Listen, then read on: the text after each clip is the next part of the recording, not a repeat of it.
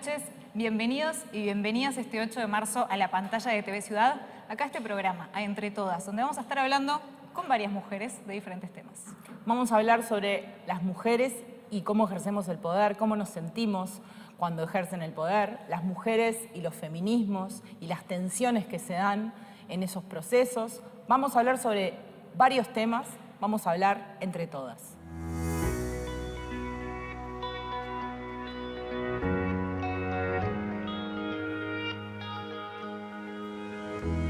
Es una feminidad de 17 años. Va al Liceo Yaba, donde es militante del movimiento estudiantil y también militante de lo antipatriarcal. Se define como una persona queer. Es estudiante de arte y de música.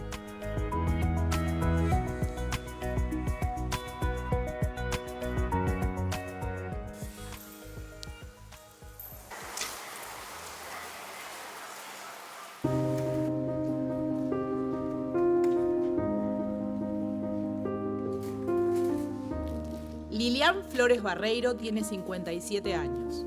Se define afro, zurda, feminista y humanista. Es madre de un hijo, divorciada y abuela de Paulina.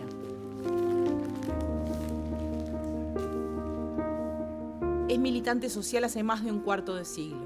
Escritora, compositora, actriz, bailarina de candombe y ex sindicalista.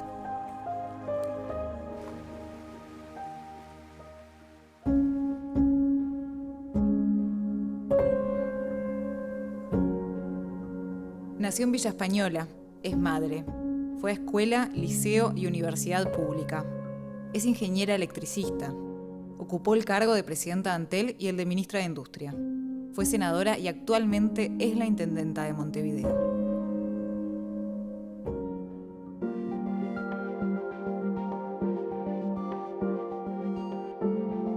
Victoria Prieto es licenciada en Bioquímica de la UDELAR, doctora en Biología Celular y Molecular por la Universidad Estatal de Nueva York, investigadora del Instituto Pasteur de Montevideo, donde integra la Comisión de Género y el Consejo Asesor de Equidad y Género.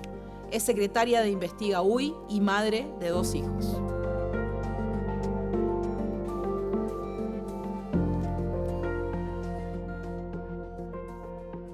Bienvenidas, Lucía, Victoria, Carolina, Lilian.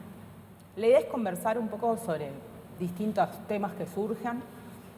Se me ocurre que una cosa interesante que de repente puede costar, o nos puede costar, vamos a ver, asociar a las mujeres, es con el poder, ¿no? ¿Cómo nos llevamos las mujeres con el poder? Con ocupar el poder, con el poder ejercido por otros. ¿Qué les pasa a ustedes cuando hablamos de poder? A mí me pasa que todavía estoy como intentando deconstruir un poco esta idea de que el hombre es el que tiene que tener el poder o que la masculinidad es lo que se asocia al poder. Me pasa con mis propios pares, ¿no? Que a veces yo me encuentro en situaciones de poder a nivel quizá gremial o político entre mis pares y me pone muy incómoda esa situación y prefiero pasárselo a un compañero varón, por ejemplo. Y ahora estoy como amigándome más a la idea de, bueno, podemos las feminidades también llevar el poder y hacernos cargo y hacernos responsables de que a veces tenemos características de liderazgo que son aprendidas o pueden ser también innatas y que valen también la pena de usarlas a nuestro favor para las cosas que nos mueven. Entonces, está. A mí me pasa cuando decís así poder, lo primero que pienso es en la voz y en el poder de la voz y en el poder de estar y en el poder de estar hablando, que eso no, yo soy mayor que ella y eso no está en toda mi biografía, no está esa sensación de poder o de poder hablar, es bastante más reciente y es como un descubrimiento nuevo el darme cuenta que no es lo mismo es que esté yo o que esté cualquiera de mis compañeras de las que estamos estudiando el tema del feminismo y de la igualdad en los lugares y nuestra voz y lo que tenemos para decir tiene poder. Y entonces más en ciencia es como en difícil. Ciencia y en mi otra parte de actividad, que es la del activismo, también mucho más. ¿Hubo un quiebre ahí cuando vos decís de un tiempo a esta parte, por ejemplo? Sí, en mi biografía hay un quiebre claro. ¿Lo asociás con algo? Sí, con el 8 de marzo del 2017, que fue una fecha que fue clave para mí, que es la fecha en la que nos juntamos las científicas del Instituto Pasteur y nos juntamos en el hall y hablamos y decidimos trabajar juntas y buscar datos y emprendimos un camino que sigue hasta ahora. Y eso fue un antes y un después para mí. Y en ese trayecto encontré el poder de la voz y el poder de estar y el poder de decir. Lilian, ¿el poder?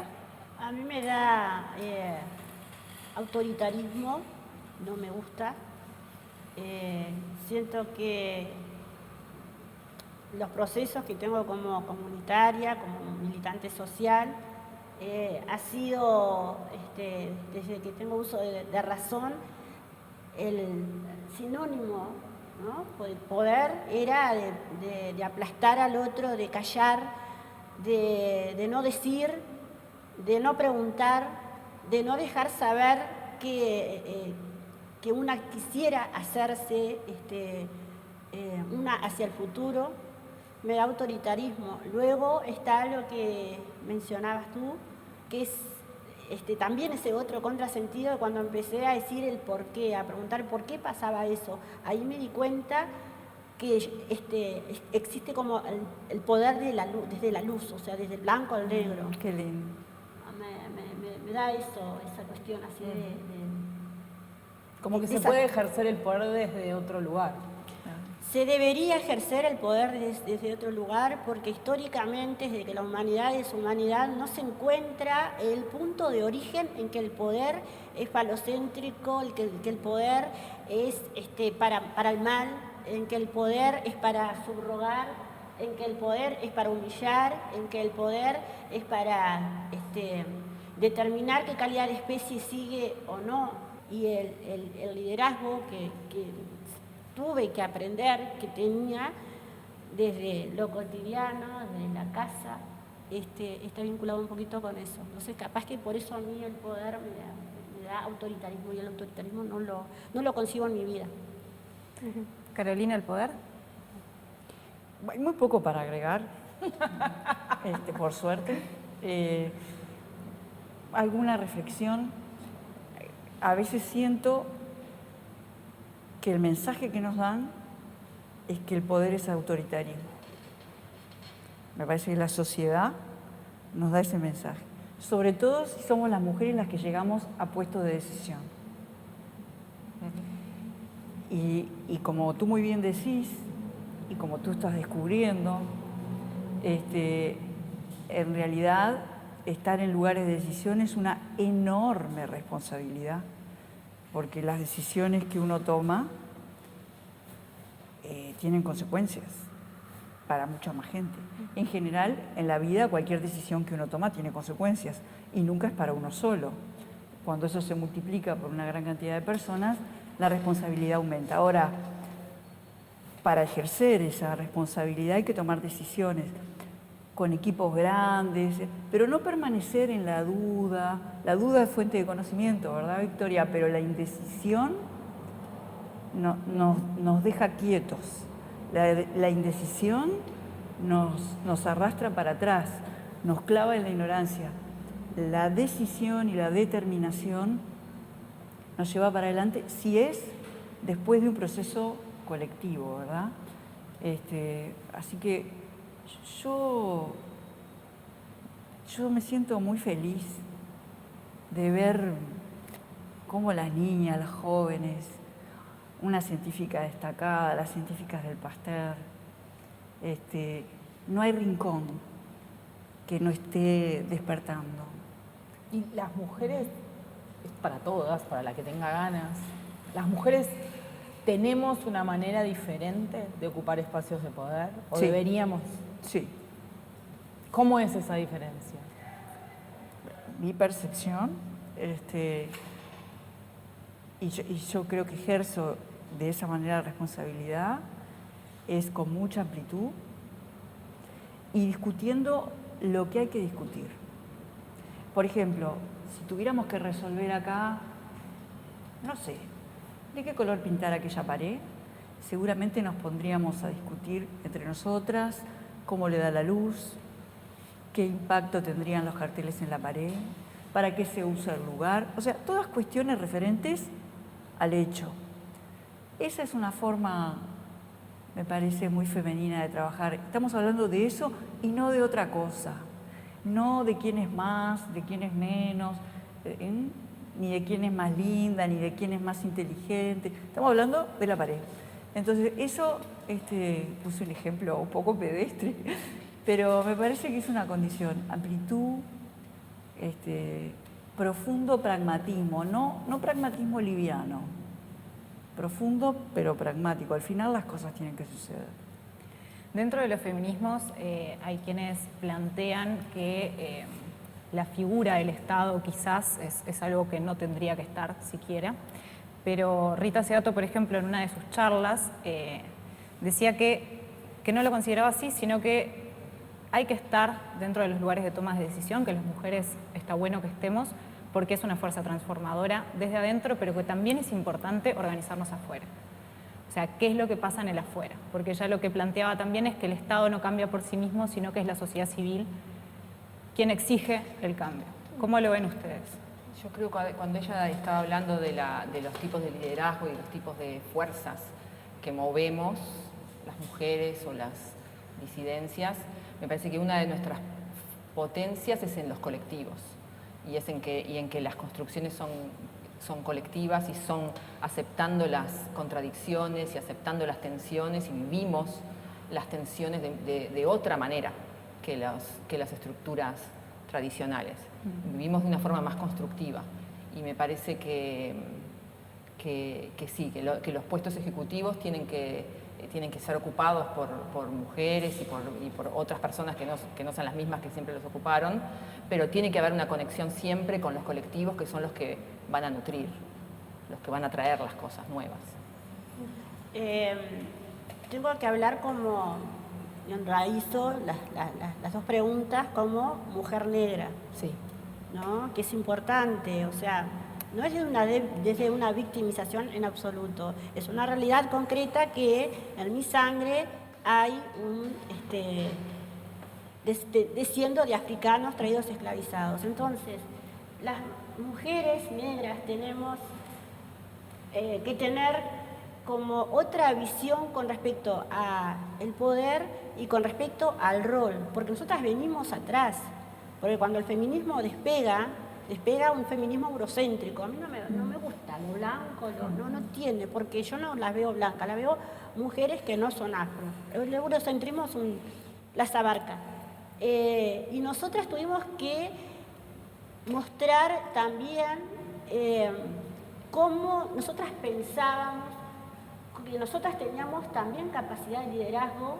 Estamos nosotras aprendiendo el ejercicio del poder como mujeres. Porque nosotras tenemos algo que hablábamos hoy en la previa, y soy coherente con lo que digo, de que nosotras todavía tenemos una cuestión de mirarnos y medirnos. ¿Por qué? Porque tenemos un poder falocéntrico, neoliberal, imperialista, y todo lo que se le puede agregar, que nos es como una herencia pesada, y ella la está rompiendo. Nuestras generaciones, capaz que tú no estás más cercana a ella, sí, más o menos ahí, pero nuestras generaciones, que somos, bueno, tengo que decirlo. No, yo la estoy rompiendo también. Pero La claro, estamos rompiendo juntas, ¿cómo no?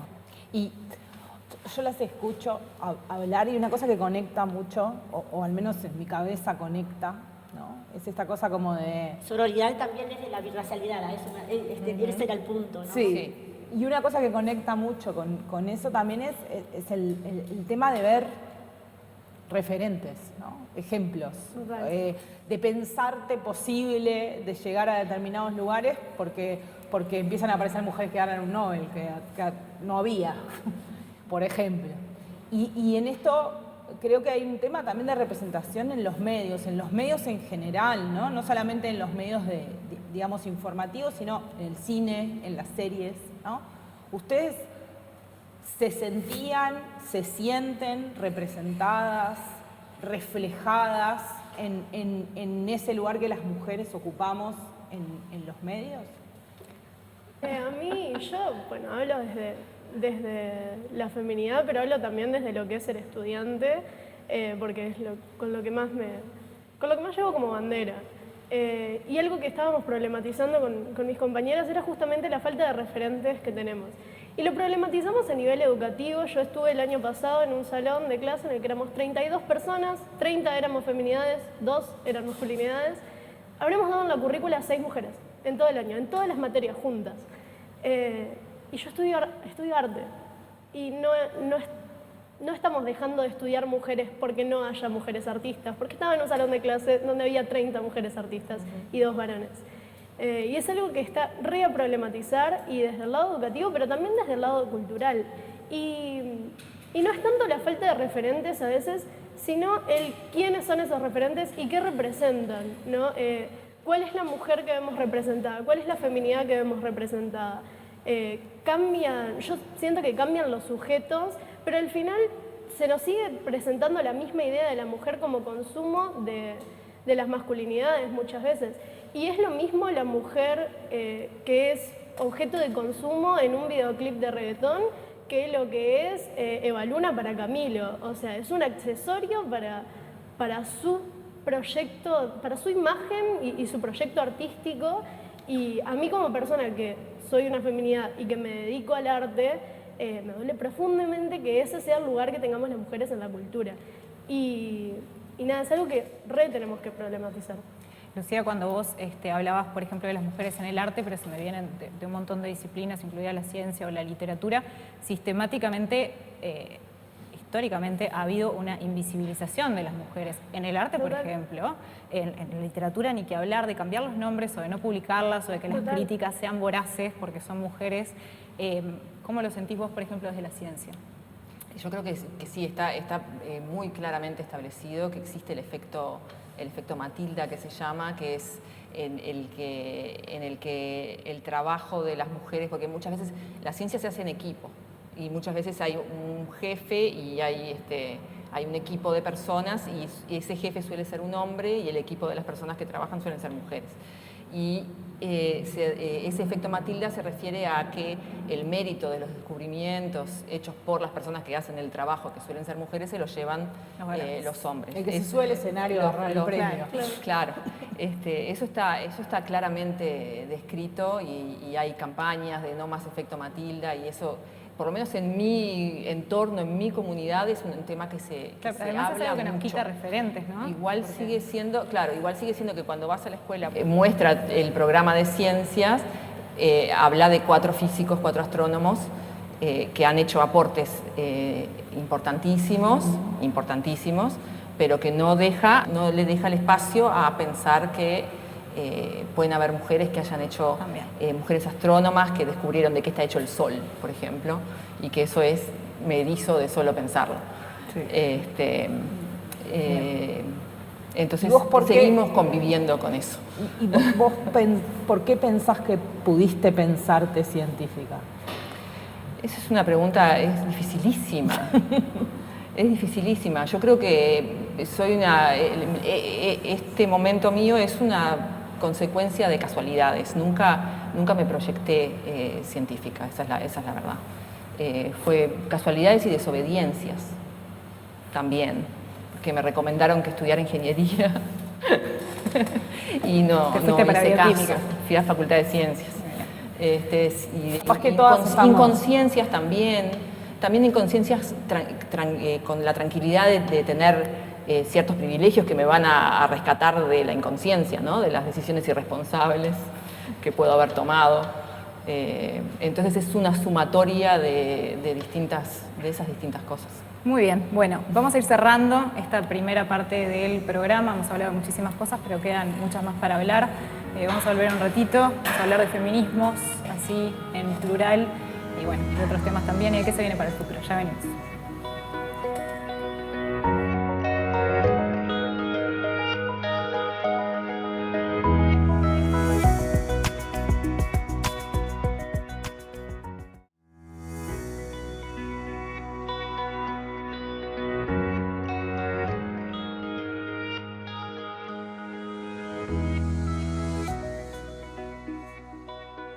hablábamos de los feminismos en plural y mucho se dice con razón de que los feminismos deben todavía mucho, deben muchas luchas que han sido, como mencionabas vos, Lilian, eurocéntricos, que se han enfocado en mujeres blancas, en mujeres universitarias, en ese tipo de reclamos.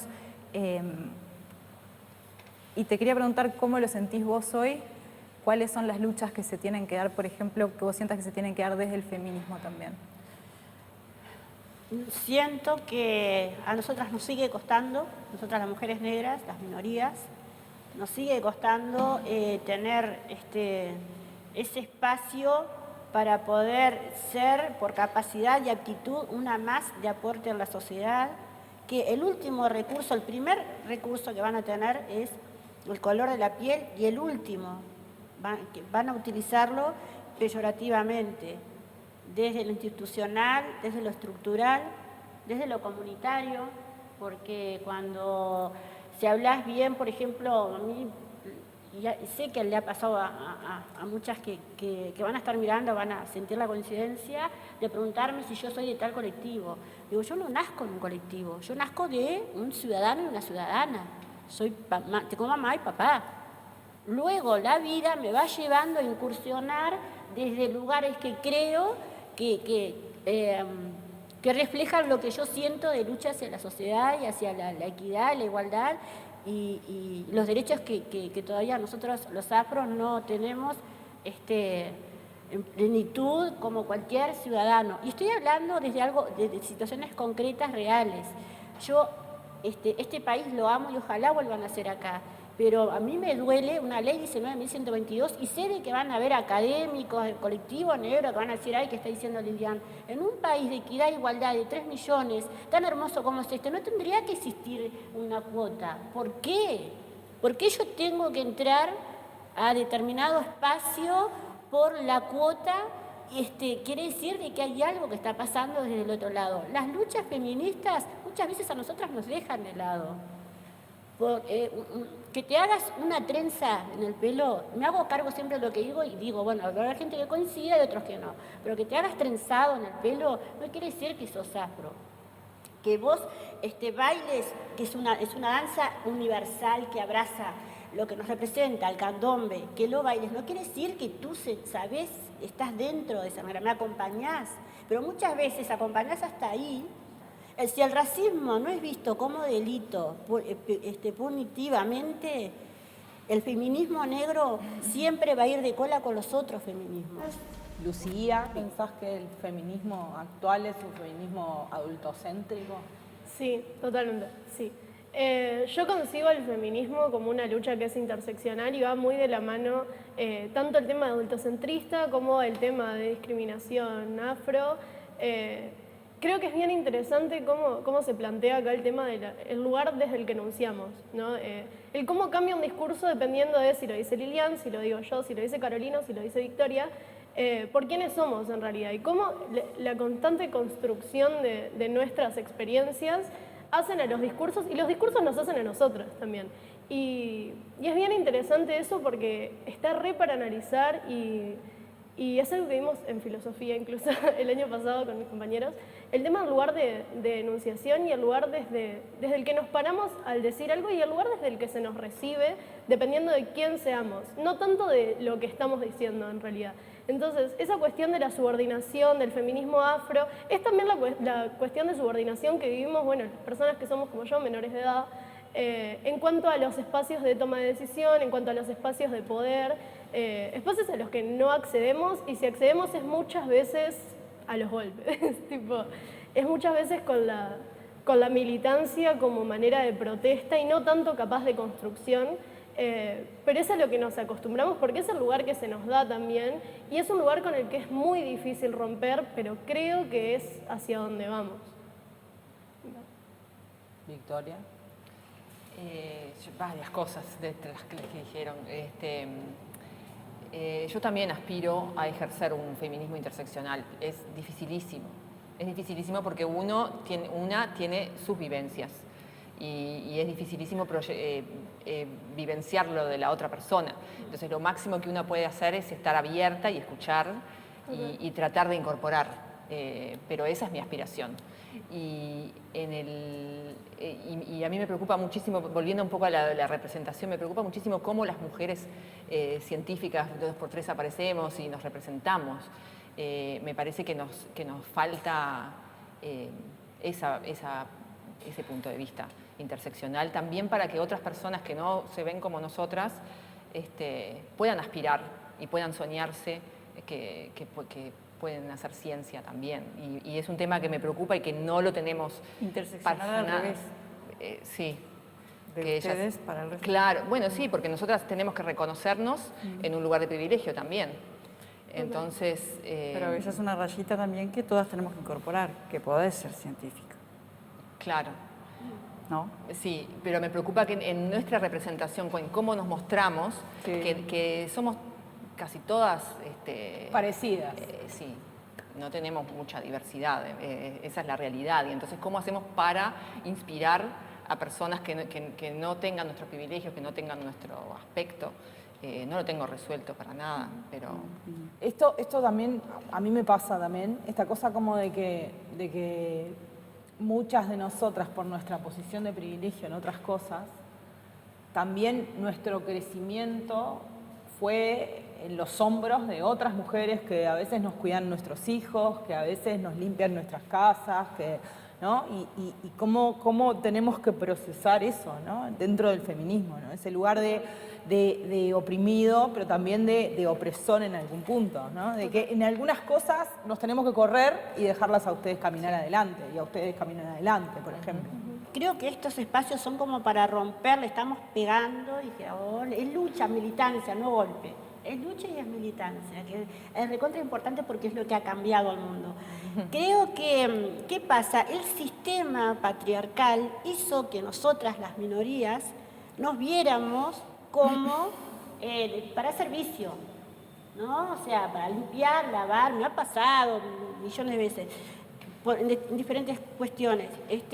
Sin embargo, por ejemplo, hay mujeres negras jóvenes que están en carreras terciarias, mujeres negras jóvenes que están al frente en áreas, en puestos privados, en áreas muy importantes, mujeres jóvenes, 30 y pico de años, fue en base a luchas y a su esfuerzo, y también apoyados en colectivos, porque muchas veces tenés que contener porque te vienen ganas de dejar de estudiar, porque no es amigable el sistema. Está bien lo que tú estás diciendo y me encanta ese interrogante, pero no son ustedes las que tienen el problema. Esto es un problema de Estado, es un problema estructural, es un problema de un racismo estructural institucional. Porque las puertas están abiertas, pero ¿por qué nosotros, nuestro colectivo, las disidencias no pueden llegar y hay como una línea, es un muro invisible, pero está? ¿Por qué estaba? Porque se está rompiendo, porque lo estamos tirando abajo. ¿Cómo podemos hacer nosotras para el poder hacerlo masculino y femenino, disidente? Que si nosotras acá en el espacio que nos toca logramos hacer...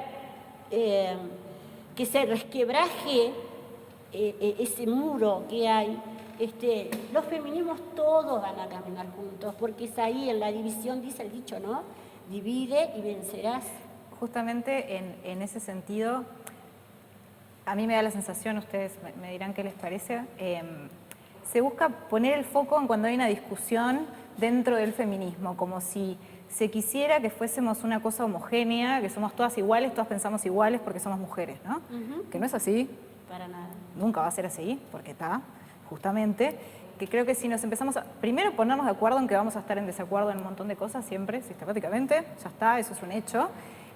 Creo que si podemos estar de acuerdo en eso, puede ser de un valor fundamental. Siempre lo que nos une es mucho más fuerte que lo que nos puede separar. Totalmente. Y en este caso, absolutamente. Los feminismos son la esperanza del mundo, verdaderamente. Porque en realidad me parece que esto no es contra nadie, no es contra los hombres. Bueno, nunca lo fue. Y es un camino dialéctico. Hace un ratito ustedes planteaban si era movimiento social o si era política. Son las dos cosas. Lo personal Porque es político también. No, pero hay que reivindicar la política. Sí. Porque no reivindicarla es ser funcional a las fuerzas que te quieren llevar para atrás. En todo caso, tenemos que construir otra forma de hacer política, más solidaria, más compasiva, más amplia, ¿verdad? Ella planteaba luchar, luchar, luchar, y está muy bien, hay que luchar, luchar, y de repente el problema es cuando, además de luchar, tenés que proponer, sin dejar de caminar en la calle, ¿verdad? Ese es uno de los grandes retos, y muchos otros. Yo creo que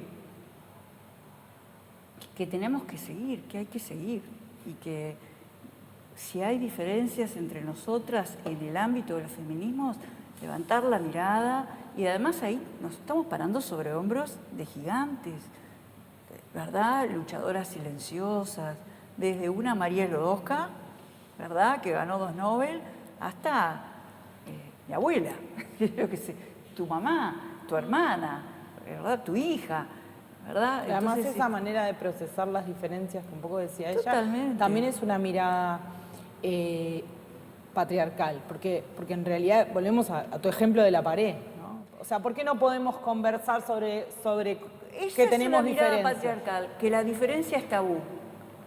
Y eso lo sé desde el área de la política. Si tenés una diferencia, es tabú, no puedes tener diferencias. En realidad, son el inicio de un diálogo las diferencias, si no, ¿para qué vamos a dialogar? Porque además nos importa lo mismo, pues si nos estamos sentando a hablar de Claro, algo, totalmente. nos importa lo mismo. Eso, por ejemplo, me parece que es bien del feminismo, que no sea un tabú la diferencia, ¿verdad? Pero se necesita hablar mucho, con mucha gente y hacer, ¿no? Y ya que abriste esa puerta, Carolina, ¿el futuro cómo lo ven? ¿Cómo ven el futuro del feminismo o de las mujeres en general, o de la lucha, o de sus propios derroteros en esas luchas? ¿Cómo ven el futuro? No lo sé, tengo mucha incertidumbre en el futuro. Hay muchas señales muy positivas, como la existencia de personas como ella, y están las reacciones, y están las reacciones a los avances, ¿no? Y son fuertes, y hay que reconocerlas, y hay que verlas, y tal vez hay que estudiarlas, y hay que prepararse, porque están. Pero lo veo en esa dualidad del futuro, no sé qué va a pasar. Lucía. Es tuyo, además. Además, te lo pusimos encima. Lo vas a cuidar vos. Sí, depende de nosotros. Yo te aguanto los trapos hasta que más o menos, un ratito. Yo creo que va muy por lo que dice Victoria, ¿no? El tener en cuenta que para cada acción hay una reacción, y también de la mano de lo que dice Carolina, de que cada pequeña decisión es una decisión política, al fin y al cabo.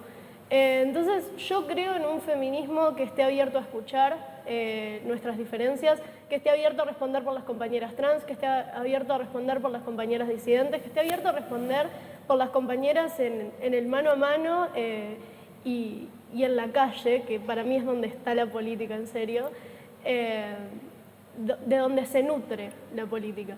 Entonces yo hago un feminismo a futuro que esté abierto a la discusión, pero a la discusión real, entre las personas que lo conformamos también. Y espero un feminismo más participativo, que se nos dé ese lugar también, que es el lugar que nos estamos dando a nosotras mismas y que estamos creando también para nosotras mismas, pero que se empiece a escuchar la respuesta del pedido de un lugar de participación que muchas veces hacemos a ciertos organismos y que no existe todavía. Yo espero un feminismo más receptivo y con más recepción también.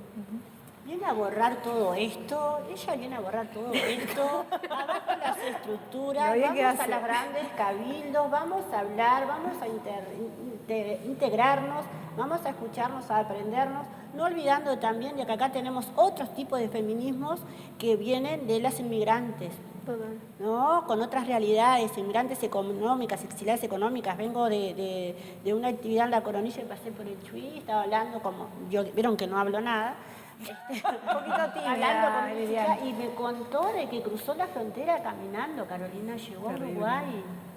¿Y cuánto ha pasado ella?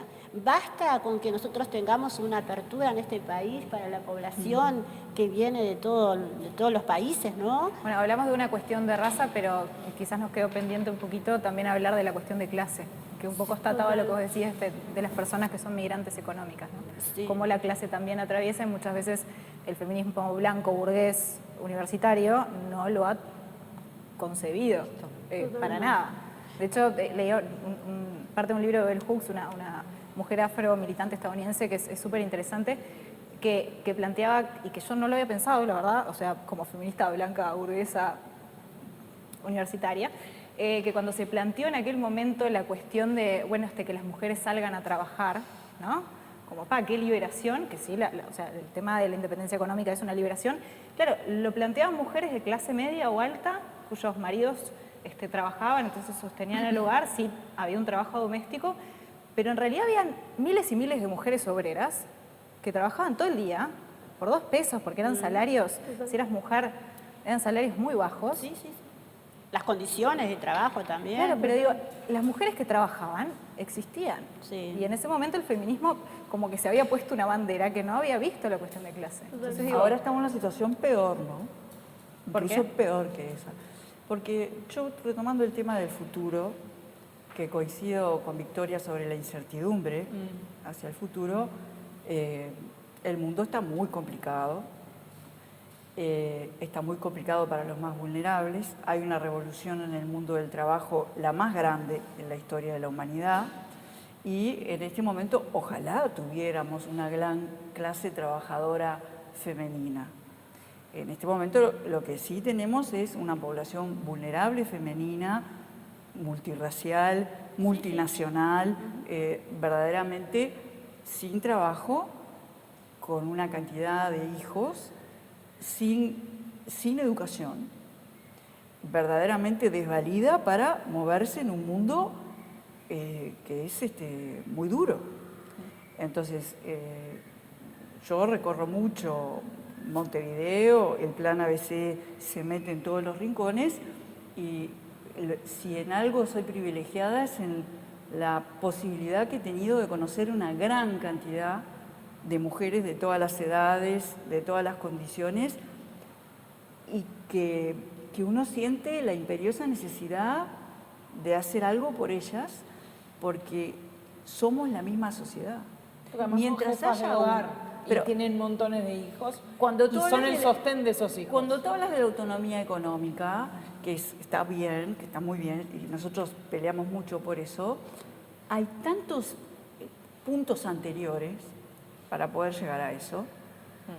Es tan grande el problema que eso también nos da otra luz cuando vamos a discutir del feminismo. O sea, porque a veces hay que ponerle un marco a las cosas, ¿verdad? Entonces, a veces hay que discutir, yo de teoría del feminismo sé muy poco, diría que nada, pero también hay que ponerle un marco fuerte de realidad. ¿Cómo hacemos con estas gurises? ¿Verdad? Porque como que somos un único cuerpo y si eso existe, tenemos una herida que no deja de sangrar. Y somos un único cuerpo como sociedad. Entonces, por eso creo que la situación ahora en el mundo occidental, por lo menos, es aún más grave. Y en Uruguay creo que es más grave. Ahora en esta época actual, me gusta a mí saber de lo que hablo. Yo me autoformo, leo, me informo, pero voy a fuentes, fuentes concretas, exactas. Nosotras tenemos ahora, por ejemplo, el mayor desempleo en mujeres. O sea, sí, claro, todo lo que hemos avanzado y los trabajos que están colgaditos así en palillos que están por romperse. Porque vamos a hablar también, yo necesito hablar de una realidad concreta. Estamos en un momento en el que se quiere tirar, y yo me hago cargo de lo que digo, se quiere tirar abajo todo, no es logro, todo lo que naturalmente tenemos que tener como ejercicio como ciudadanos y ciudadanas.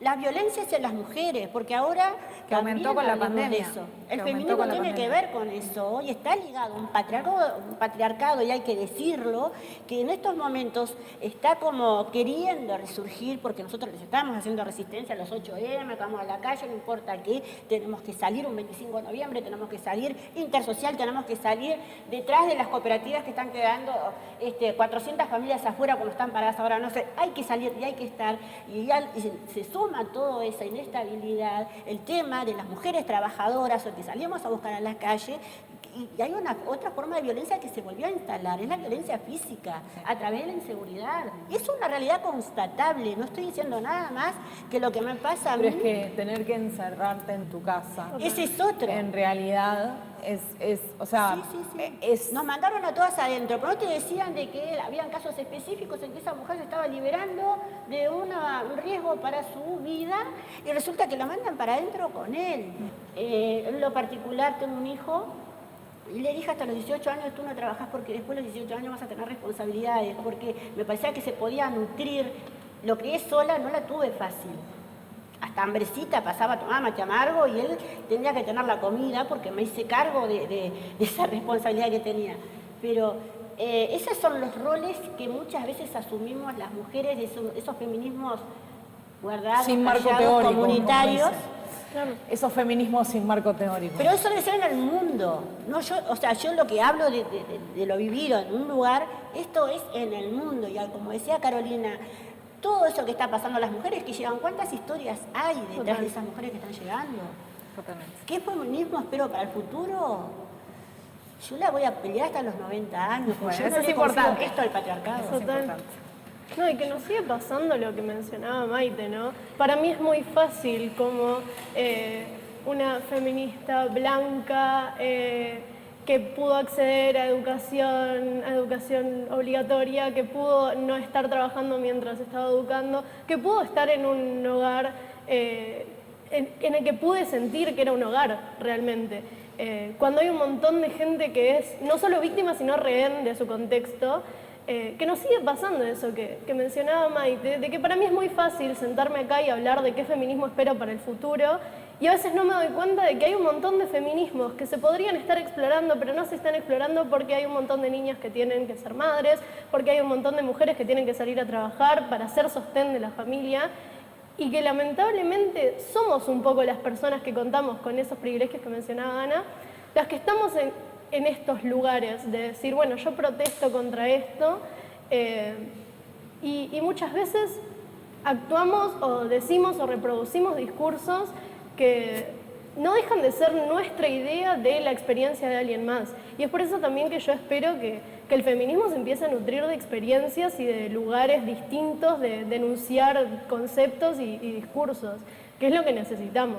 Bueno, creo que con esa reflexión de Lucía ya quedamos. Lucía, Victoria, Lilian, Carolina, Ana. Muchísimas gracias. Muchas gracias. Muchas gracias a ustedes. Gracias. Nos vemos en la realidad.